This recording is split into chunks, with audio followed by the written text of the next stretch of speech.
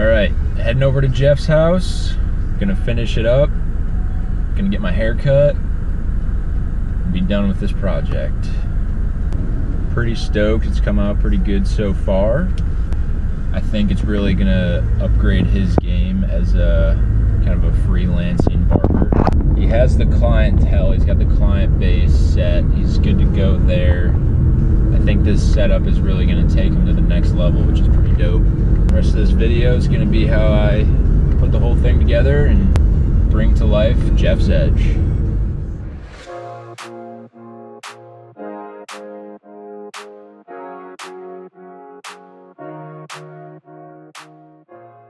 I started this build off at Home Depot, where I rented one of their trucks to get all the materials I needed back over to Jeff's apartment. The first part of this build is the shoe display case. From the initial design phase, Jeff wanted to incorporate a visible display for his shoe collection. I cut down the sheet of 3/4 inch plywood, creating the two sides, the back, and the top and bottom pieces of the display case. I prefer working on the ground as it gives me a good view of the line as I'm cutting the different pieces out.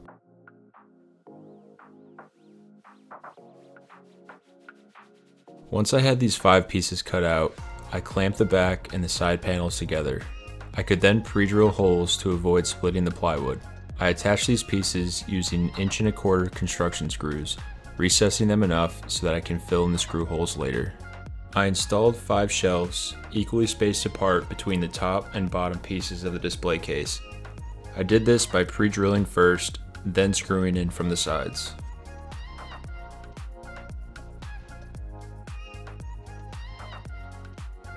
When the display case was completed, I filled in all the holes, then used my random orbital sander to sand it up to 180 grit.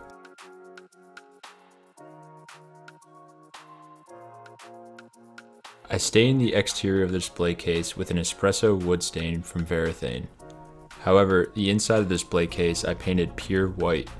Jeff wanted the inside to be white so that his shoes would really pop, and the light strips I will add later reflect better off the white surfaces. I built a frame for the outside of the display case out of 1 by 2 inch pine. This was a late game add, as I saw it best to hide the LED strips that will go on the inside of the case later. Next up, the main tabletop. I glued together 2 pieces of plywood. I deliberately left a 3/4 inch lip on one end and a 21 inch lip on the other. This creates a rabbet joint, which will guide the tabletop to fit onto the display case and the drawer cabinet, adding more strength to the whole piece.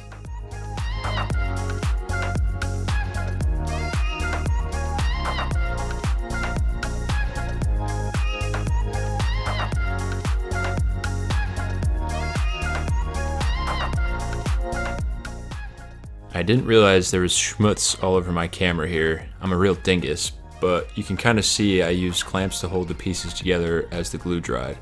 I also added some screws for additional strength.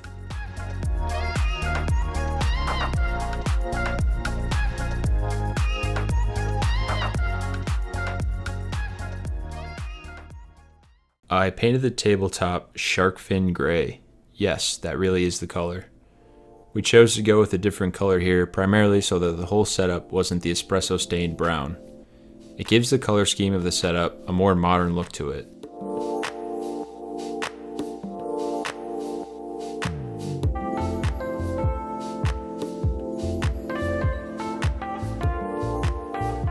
And here we are at the cabinet build. I want to preface this by saying this was my first time building a cabinet with drawers, and it was pretty obvious. I struggled here to say the least.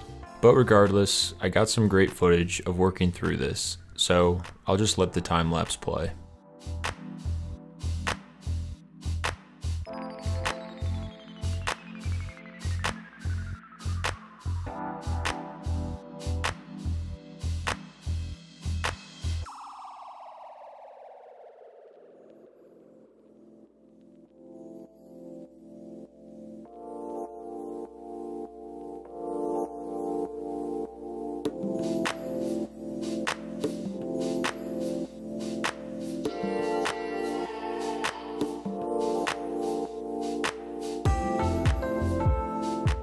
The shell of the cabinet and the drawer boxes themselves all came out great.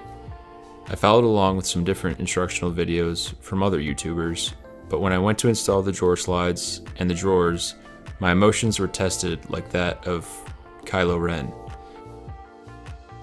Constantly being taunted by far better and more powerful builders than myself, my relationship to Ren became all too real during this phase of the build. Literally.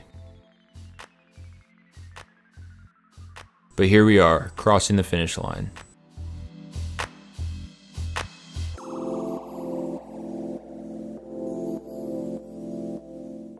The mirror is 36 by 36 inches, and it is mounted on a false wall I built out of 2x4s, then covered in 1/4-inch plywood. The two spotlights are just clamp lights from Home Depot that I spray painted gray to tie into the color scheme.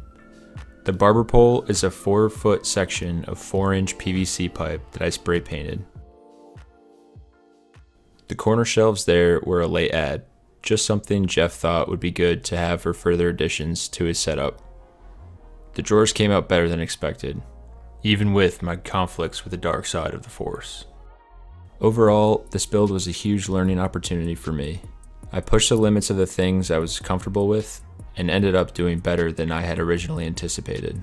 The best part of the whole process, though, was seeing Jeff be incredibly happy with the final product. I'm excited to see his side hustle as a barber continue to grow, and I'm even happier that he gave me the opportunity to be a part of this project.